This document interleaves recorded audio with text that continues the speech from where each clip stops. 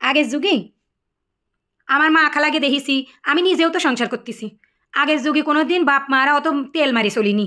আগে আইসে যে সময় কইছে যে মা আমার হচ্ছে শাশুড়ি জ্বালাচ্ছে, ননদ জ্বালাচ্ছে, সেই সময় মা বাপ পাত্তা দিইনি। 2-4 দিন কওয়ার পরে এমনিতেই থেমে গেছে। আর মা বাপ এই কয়ে বুদ্ধি দিয়েছে যে সহ্য করো সহ্য করো, আহানে সহ্য করলে পরে শান্তিতে থাকবা।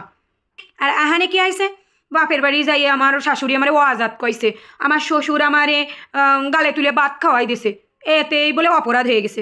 আমার শ্বশুর কয় ইসের সাথে ননদের সাথে নুনদার সাথে কথা কও, কথা কলে আমার জাত চলে যায়। আমি টিকটক করতে পারি, অথচ আমার ননদ নুনদার সাথে কথা করতে পারি না, আমার শরম লাগে, আমার আনইজি লাগে। আমি আর আহানে শুনিতে পান খসলি, ভাই বোন আছে, মা বাপ আছে, আগের মতন তারা নেই, তারা বুদ্ধি দেয় চলে আয়, ওরাম সংসার করা লাগবে না, ওরাম সংসার করবি কি সিজনি, তোর কি বাতের অভাব আছে? নাই আমার বাড়ি কি বাতের অভাব আছে? তোর কি বাতের অভাবে বিয়ে দিলাম?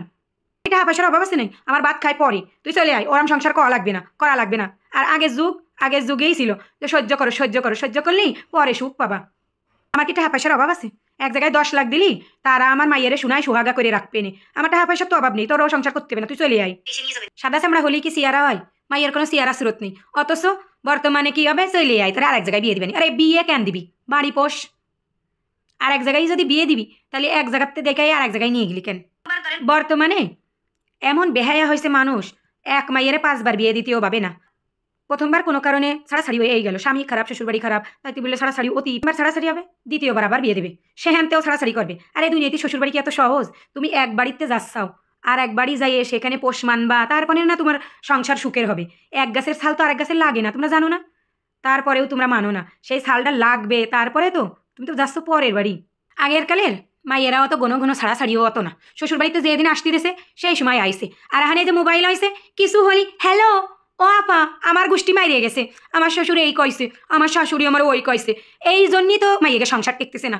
আগে কয়টা ডিভোর্স হয়েছে, আর এখানে ঘরে ঘরে আসছে। কেন হচ্ছে কদিন? এই যে আমার বাদ পরে খায়, আমার বাদ পরে খায়, আমার টাহা দিলি উরাম শ্বশুরবাড়ি কয় জায়গায় হবে নে। আরে তোর মাইয়ে ডাদে নষ্ট হয়ে যাচ্ছে, সেটা দেখতেছিস না? বুঝলাম তোর টাহা আছে, টাহার গরমে তুই অন্য জায়গায় বিয়ে দিলি, তাতে কিছু আসছে না।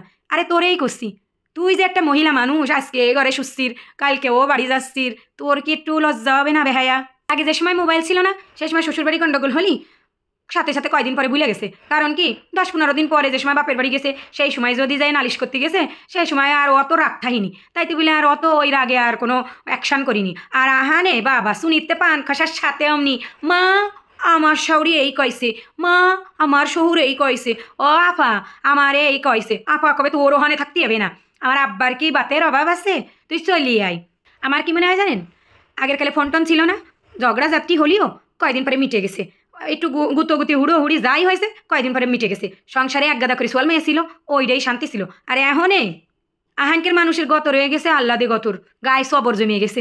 আহানে মানুষ কষ্টই করতে চায় না, সংসারই করতে চায় না। সংসার করবে কীরকম, আলে আলে থাকবে, বরে আইনে দেবে, প্যাকেটে করে রানতে চাচ্ছে না, প্যাকেটে করে আইনে দাও, অমনি গপাগপ গেলবে, রানবে না। ওই যে বাপের বাড়ি নুনির পুতুল হয়ে বড় হয়েছে, ছাগলের 4 নম্বর বাচ্চাও কয় আমি নুনির পুতুল। আর আহানে তার একেবারে মানে কি আর কব, বাপের বাড়ি আদরের দুলালি হয়ে বড় হয়েছে, এই জন্যই সে আর কাজই করতে পারবে না, তার নখের মধ্যে ময়লা চলে যাবে নে, তার হাসে হাত নষ্ট হয়ে যাবে নে, কালিতে রানলি কালি, হাতে কালি লাগিয়ে যাবে নে, কত দেখলে মি বাবা বাবা। মা বাপে কোনোদিন তারা দিয়ে কোনো কিছু করায়নি, তাইতে বলে সে শ্বশুর বাড়ি এসেও করবে না।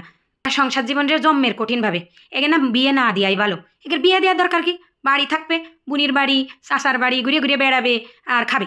আর কি পড়াশোনার বাহার, পড়াশোনা করার দুহাই দিয়ে একেবারে শিখেই উঠেছে আমি অমক পাস তমক পাস, আমি কি মূর্খ? বাবা বিদ্যার কি জোর, তা তো দেখলাম। ভাবো যে আমার বাপের বাতের অভাব নেই, আমাদের কি বাতের অভাব? আমাদের কোনো বাতের অভাব নেই, টাকা পয়সারও অভাব নেই, তোগের কস্তি মাইয়া বিয়ে দেওয়ার দরকার নেই।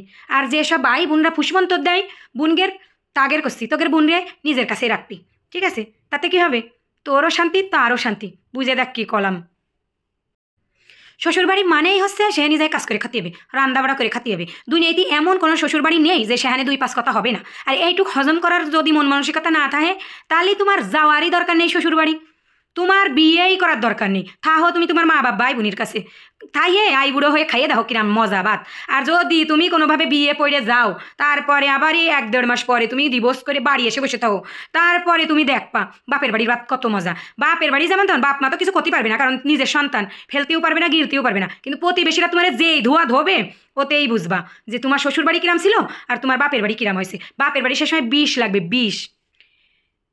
দুনিয়াতে এমন কোনো শ্বশুরবাড়ি নেই যে তারা কাজ করে খাবে না, তারা কোনো কথা বলবে না, এইরাম শ্বশুরবাড়ি নেই। তোমার বাড়িও যদি একটা বউ আসে, তুমিও কথা কথাই ছাড়বা না। তাইতে বলে করছি যে এইরাম ঘন ঘন বউ মাইয়ে না বিয়ে দিয়ে এক জায়গায় রাখার চেষ্টা করো, তোমাদেরও মঙ্গল সবারই। আর যদি মনে করো ননির পুতুল তোমার মাইয়ে, তাহলে তোমার বিয়েই দেওয়ার দরকার নেই, বাড়ি বসায় রাখো, 20 রাখো। আর তাহলে তোমার কোনো ডিভোর্সও দিতে হবে না, কারোর কোনো কথাও শোনা লাগবে না, অমুক এই কয়েছে তমুক এই কয়েছে এসব শোনাই লাগবে না তোমার।